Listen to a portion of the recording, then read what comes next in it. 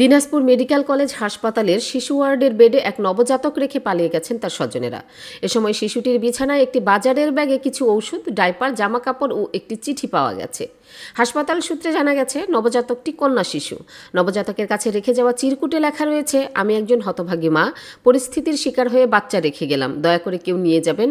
বাচ্চার জন্ম তারিখ 4/11/2025, রোজ মঙ্গলবার। এগুলো সব বাচ্চার ওষুধ। আমি মুসলমান জাতির মেয়ে।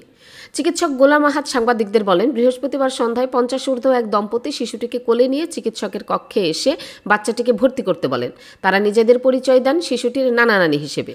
আমি শিশুটির মাকে খোঁজ করি। তারা বলেন শিশুটির মা নিচে আছে।